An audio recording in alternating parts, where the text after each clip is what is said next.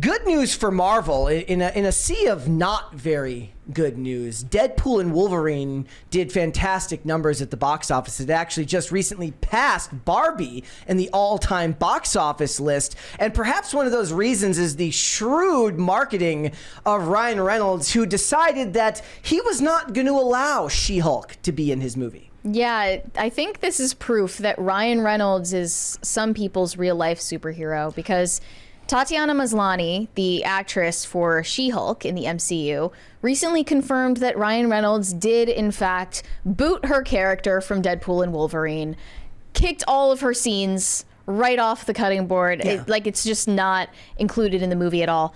So this was on a recent podcast interview she did. She discussed recent claims that she initially was set to make a cameo in Deadpool 3, but saw her scenes cut from the movie and reacted angrily when she found out. See, that's the problem today. Like, back in the day, the actor would just be like, oh, you know, it happens. I guess my scenes didn't make it into the movie.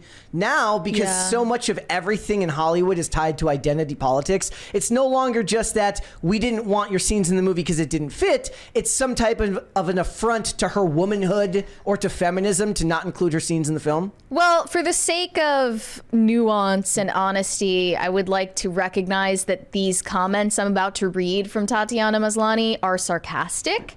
Yes. But they're coming from a certain place. Okay, here's what she said. She actually, I think, to preface this, she was making fun of Gina Carano when she said this. That's what you think? Yes. Okay. Here's what she said. I was in Deadpool and Wolverine. I had 2 scenes in it, and then Ryan Reynolds fired me from the show because he said, I don't like these scenes. Now I'm suing Disney. She joked that she was axed from the movie because she was too woke, pushing a feminist agenda. I always talk about how much I hate Wolverine and Deadpool. I talk about it all the time. I also wish I'd just sit down and stop pushing my feminist agenda and just realize that Deadpool and Wolverine made a lot of money and She-Hulk only made $3.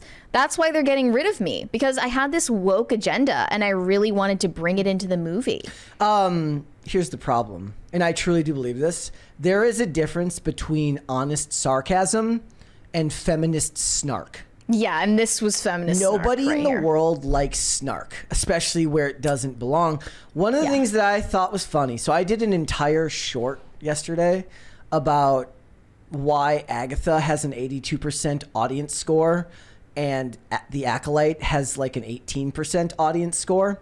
And my point was, the feminist snark and humor of Agatha is still closer to the Marvel formula than the attempt at shades of gray storytelling was in The Acolyte to a Star Wars movie. But when she brings this type of attitude into her interviews, it's not done to be sarcastic in an endearing way. Yeah. It's done to highlight something that she seems to find offensive. Right. So it's not like she's really taking it lightly. It seems like Tatiana Maslany took her scenes getting cut from Deadpool very personally, and she felt that it was a personal dig at her and her contribution to the MCU as a feminist girl boss. It's like what you were talking about yesterday about Disparu's comments about Cynthia Erivo. When your identity is a huge part of how you're marketed in the industry, any removal of you in the Cynthia Erivo portion, it was about the removal of her face from the posters. Yeah. But in this, it's more broad. It's funny how they're both green. These green Exactly, ladies right? keep misbehaving. So in this case, it's any removal of me or my character has nothing to do with the fact that perhaps the movie was too long, perhaps continuity-wise it just didn't work or it was distracting. It has to come back to some type of identity politic. Well, it's funny because we already have the reports of why her scenes got cut. Yeah. This says Tatiana Maslany filmed 2 cameo appearances for the movie, one being a significant fight sequence against Hugh Jackman's Wolverine. After spending 2 weeks training for the role, her performance was met with criticism during test screenings. It was noted that she didn't quite match the intensity and skill of her co-stars, leading to the decision to cut her scenes.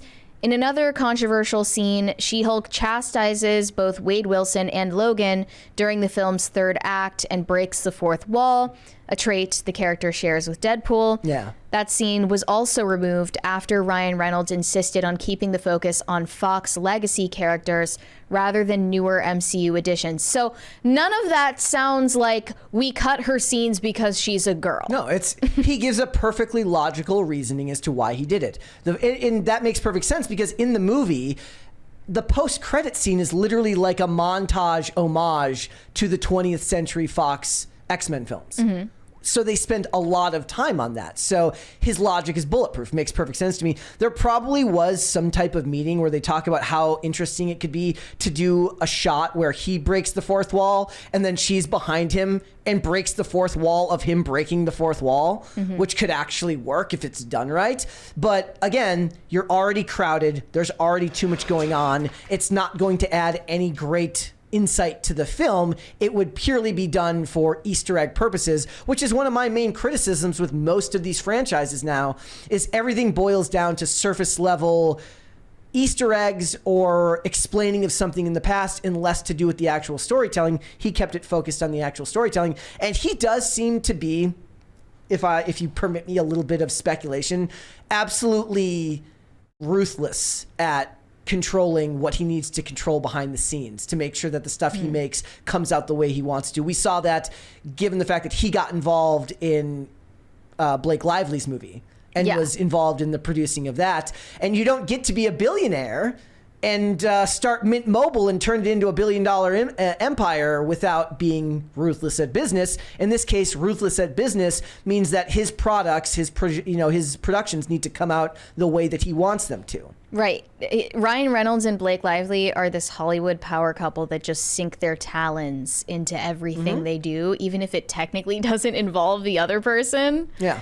That's why I was honestly surprised Blake Lively wasn't Lady Deadpool. Yeah. But well, no, she was. Was she though? She was.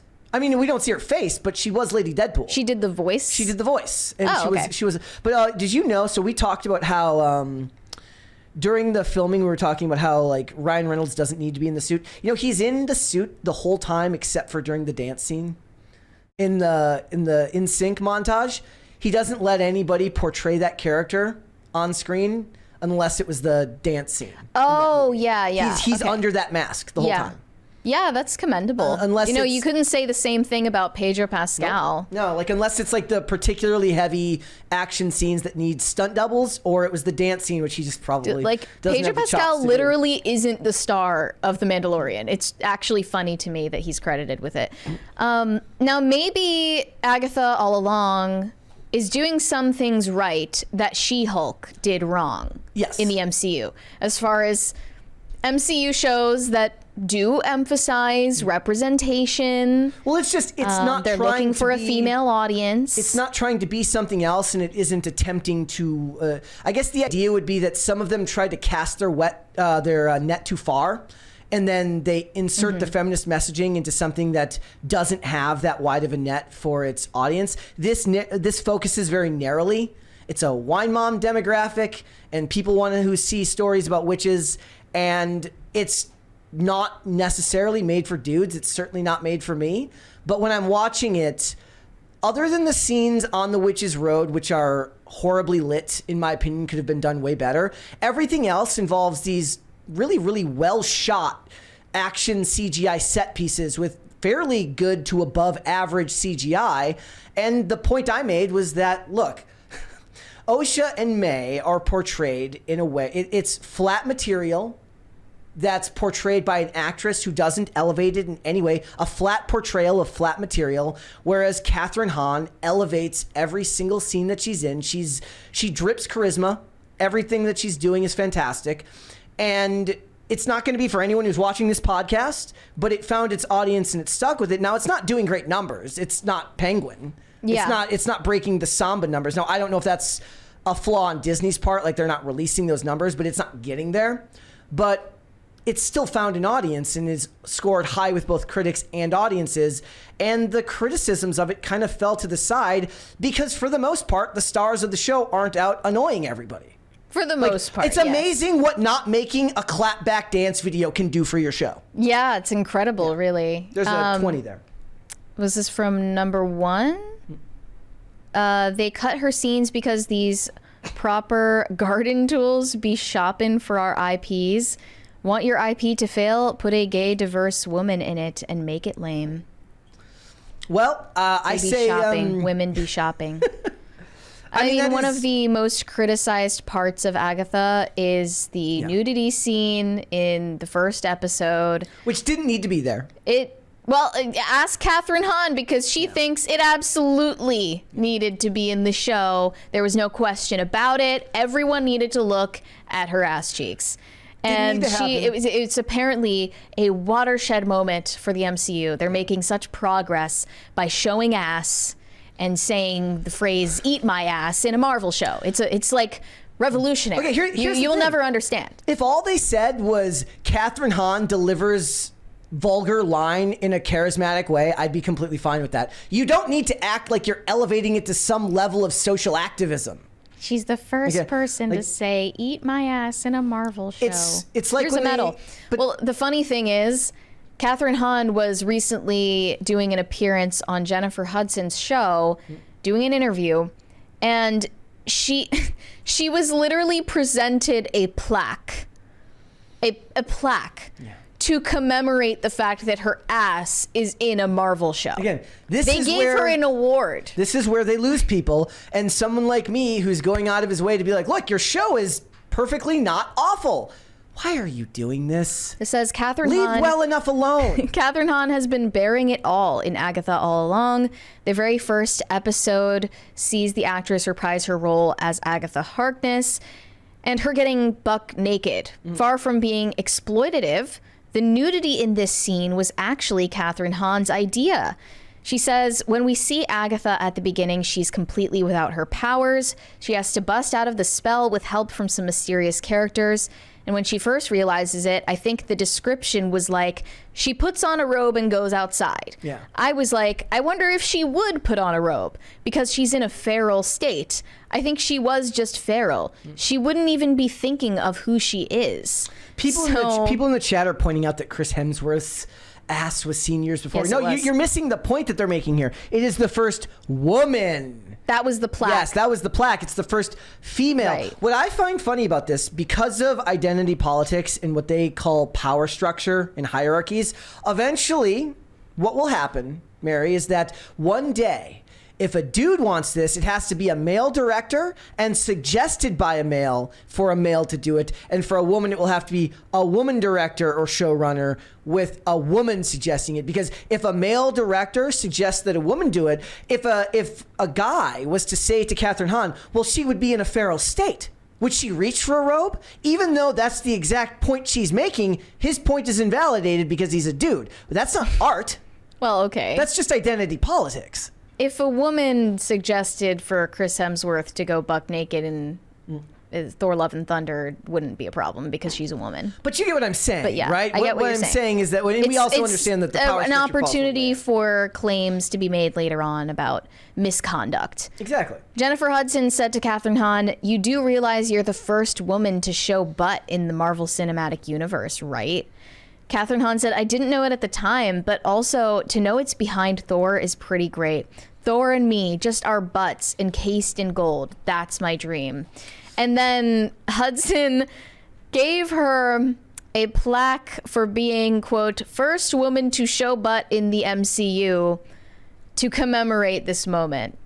"It's like I walked on the moon," said Catherine Hahn. It's the exact type of female humor that just leans into it. Butts, haha. Yeah. It's like so unnecessary. And I also thought that scene was creepy because there's a child in it. But whatever. And the tone of that and the Chris Hemsworth one are vastly different. Yeah. All right. So, make of that what you will. I still say it's a good thing that Ryan Reynolds rules over the Deadpool character with an iron fist. He's the J.K. Rowling of Deadpool. Thanks for watching. Listen to full episodes of Pop Culture Crisis on Spotify. Keep up with us on social media and make sure you subscribe and ring that bell so you never miss the show. Bye, guys.